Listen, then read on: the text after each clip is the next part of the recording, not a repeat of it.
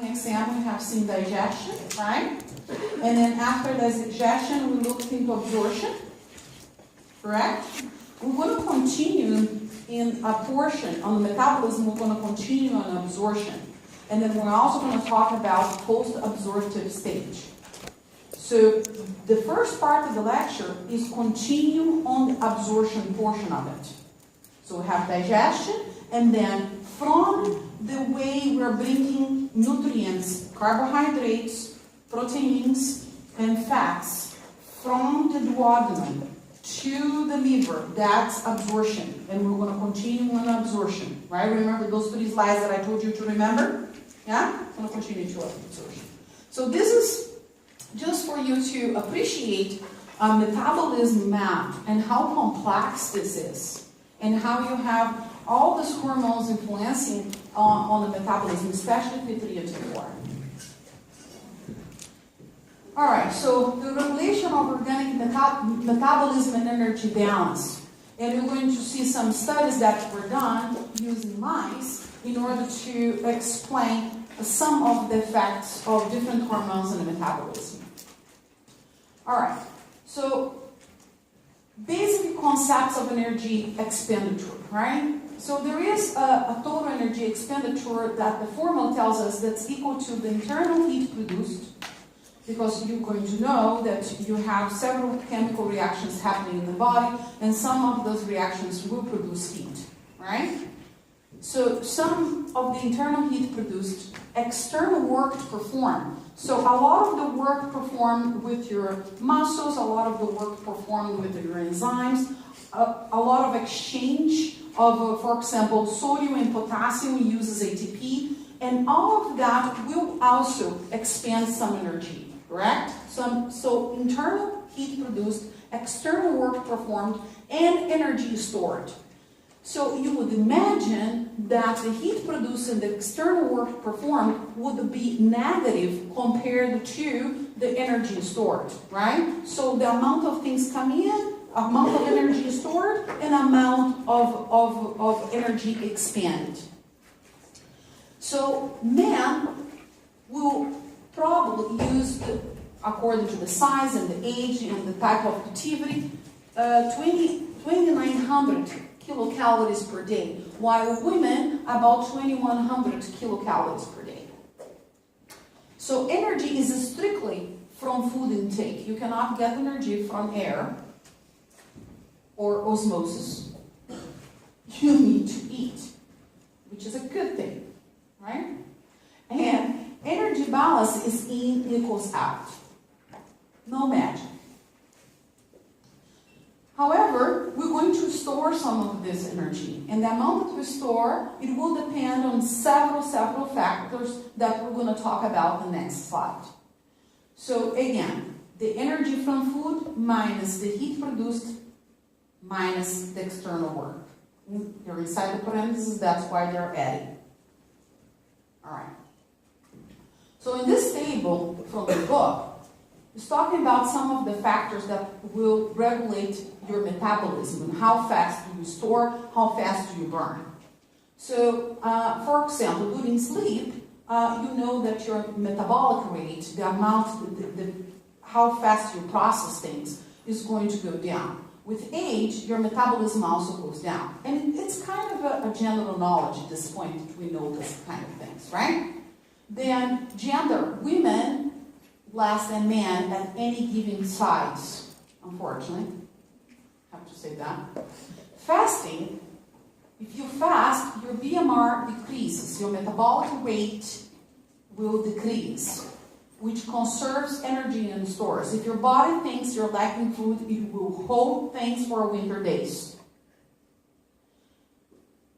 Then we have other factors that will also influence, but this factors right here, age, gender, and how much you're fasting, those factors, it's a metabolic cost of living. And T3 and T4 will determine, and will vary, and will change according to homeostasis, right? To adapt the body to respond to that.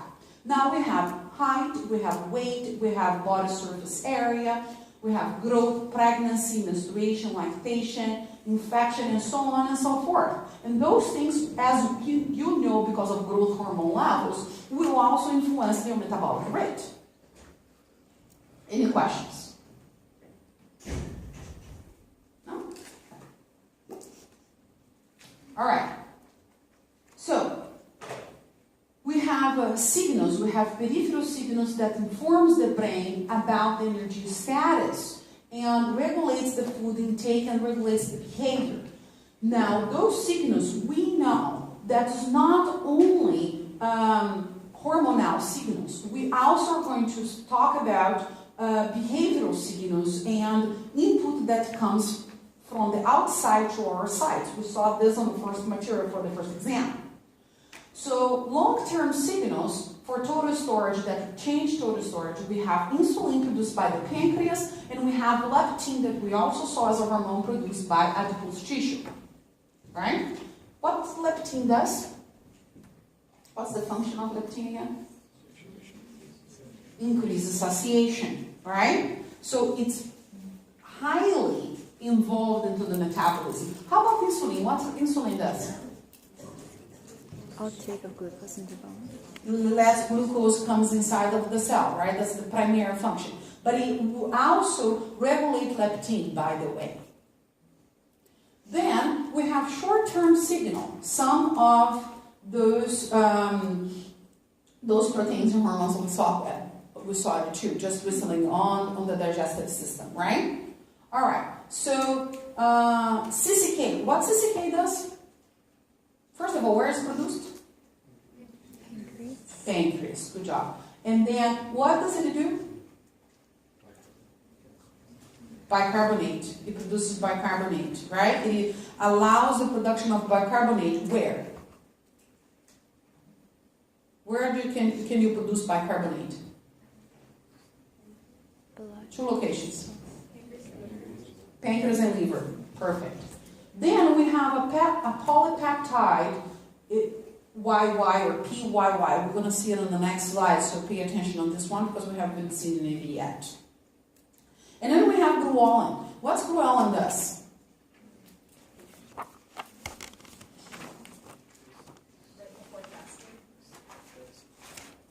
Yeah, close. Yeah. What ghrelin does?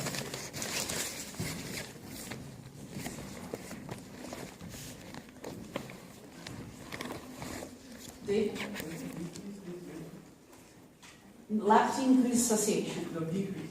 Or decrease satiation, make you hungry. Yeah. Yes.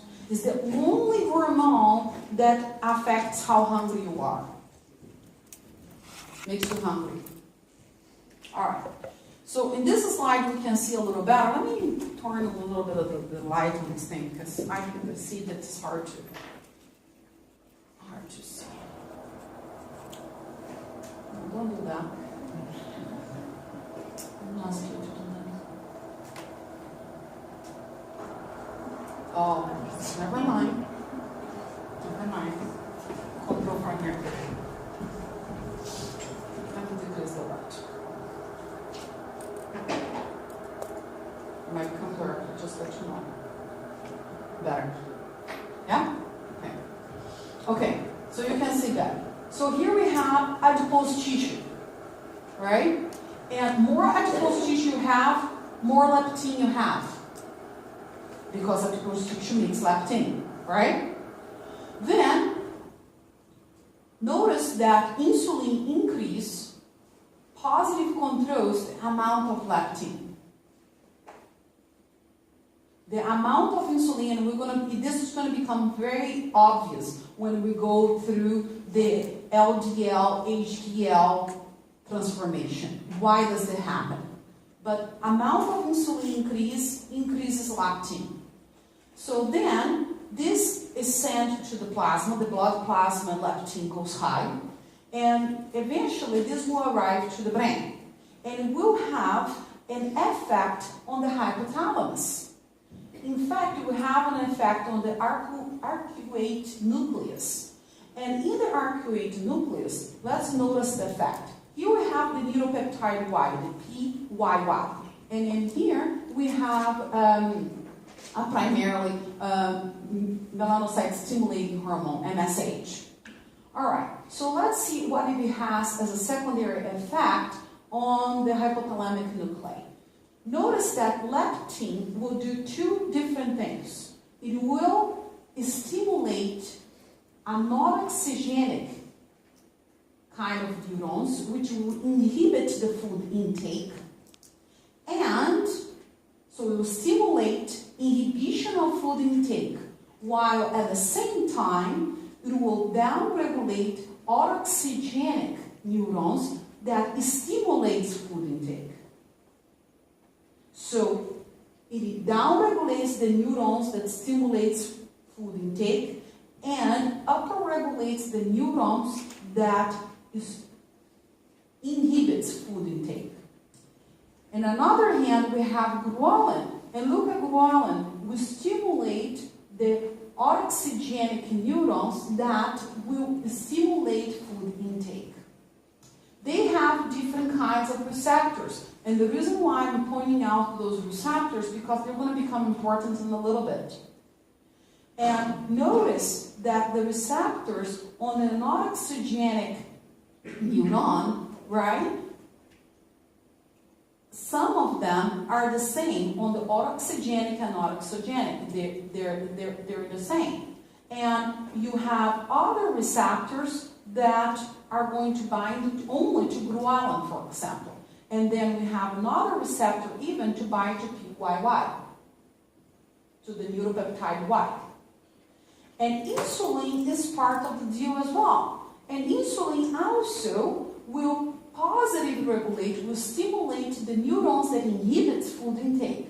So high amounts of insulin, it means that you're good. You don't need to eat anymore. You already ate that box of chocolate. Why should you continue? Right? Your hormones knows better. And therefore, the response to that is the appetite goes down, your metabolic rate goes up, and you absorb more and you do more things with the things that you ate. You extract energy, you do more things with the things that you ate, with the amino acids and so on and so forth. We're good? Yes? Okay. So, in this study, what they have done, they have a mutant mice with lack of leptin, which is this one. And then we have a mutant mice with lack of leptin receptor. Both mice are extremely hyperphagic, which means that both of them eats a lot. So it's not that one is being given less food than the other. So this one is the wild type compared to the obese one. In either case, it results into an obese mice. Let me tell you another study that I read lately. Women have the same amount of leptin as men. However, women have half of the amount of receptors, endogenous. Half of the amount of receptors. With age, with diet, and with pregnancies, you decrease your expression of the receptors for leptin. So you tend to gain more and more weight.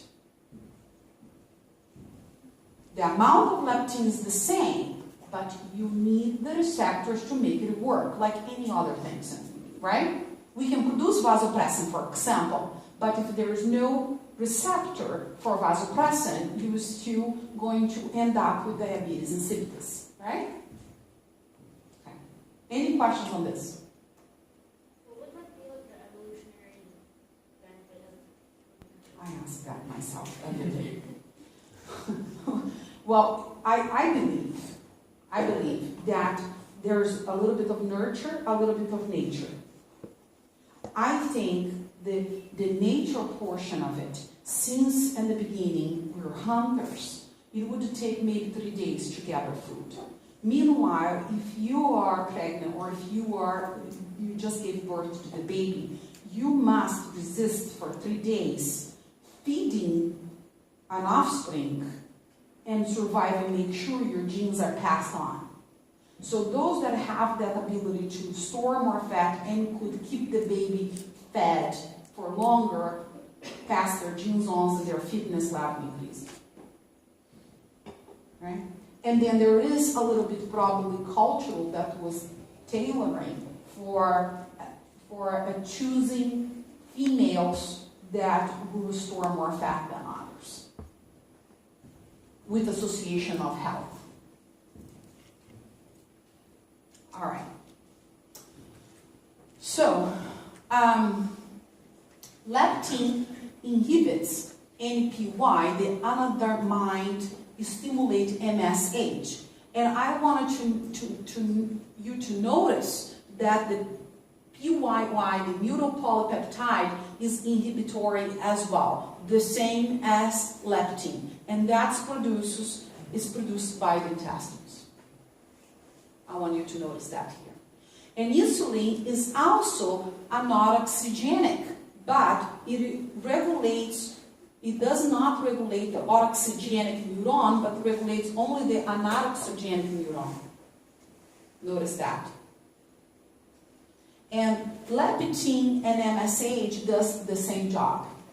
So if you sleep, if you're sleeping, you do not need, correct? You do not need to be eating. So if you sleep, you should be satiated. Unless if you're really, really, really hungry, and then you will not be able to sleep. Okay. So another figure here, and the point of this figure is to talk about ghrelin. That's the only autoxygenic signal known up to now. It's the only hormone that makes you hungry. And notice that increasing in adipose tissue will increase leptin. Therefore, increasing leptin, you should be more satisfied, satiated, and decreasing eating behavior. Insulin produced by the pancreas also should block the willingness to eat. And then we have CCK, PYY, also have a negative down-regulating effect on the behavior on the eating behavior. And ghrelin is the only one that should tell you to be hungry. But it doesn't work that way, does it? Because there's other facts. There is emotional. There is also all the information that you get through the sites. Remember about that study that I mentioned to you, that when someone is very emotional, the limbic system lights up and the remaining of the brain is on dark if you are putting electrodes everywhere. Remember that? So that might be a cause for why emotional behavior will override the production of the hormones, what the hormones produced by the intestines and by the stomach is telling the brain. All right. So in this slide, we'll tell you a little bit more about that because it shows that the hunger, right, like thirsty, remember thirsty when we did the kidney, is controlled by several factors. And we have, if the food is tasteable, if you like that food or not. If you put a plate full of cake in front of me, I'm not going to salivate, for sure. Stress maybe it will stop someone from eating. Maybe it will stimulate someone to eat, depending on how they deal with stress. According to what we saw on the endocrinology portion, it should inhibit someone from eating, correct? It should, but it might be doing the very opposite thing. Then we have conditioning responses. What do you do? And that comes a little bit of nurture too, right? My mom is a good Italian. Every time you tell her you're upset, she'll put a plate of food in front of you and say, eat. Then activation of stretch receptors and chemoreceptors in the stomach and in the duodenum, right? And then you have all those hormones like leptin, PPY, CCK, all negative regulating, resisting. Then we have body temperature, and body temperature up down regulates. A lot of people in the summer don't feel like eating much. And remember that body temperature up is related to stress as well. Plasma ghrelin, like the hormones produced by the small intestines, are going to control that, but it's the only hormone that will positively regulate. Plasma leptin produced by the fat cells will downregulate, and then we have plasma GI hormones, which we'll talk about it, and then plasma glucagon. If plasma glucagon is up, why it would downregulate, guys?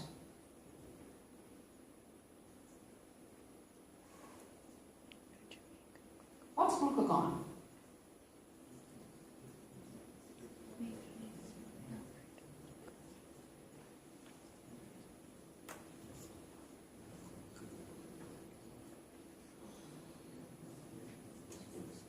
Yes? Glucagon breaks down glycogen, right, into glucose.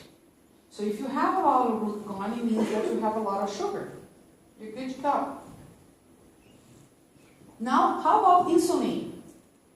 If insulin is up, what does that mean? Why does it downregulate?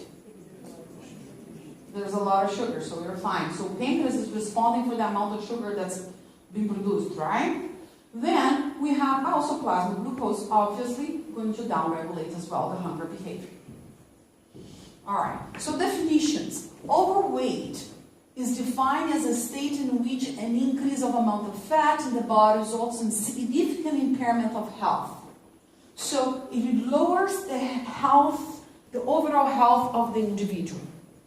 How to determine that, that's a different conversation, right? What's overweight, what's not. And then obesity denotes that as a particularly large accumulation of fat that is extreme overweight. So how does this measure? Well, we're going to measure, you're going to see that the majority is measured by the BMI, but we're going to have a conversation about BMI. All right. Eating disorders. We have anorexia, we have bulimia nervosa. So anorexia is characterized by the decrease of food intake so severely that the person may die of starvation. So the person would not eat. It can be several things. It can be psychological. It can be also hormonal. Then we have bulimia nervosa, which is characterized with current episodes of binge eating and usually associated with self-induced vomit, with laxatives and vigorous exercise, and also associated with the body image deformation, right? Again, it not necessarily is only psychological. It might be hormonal dysfunction.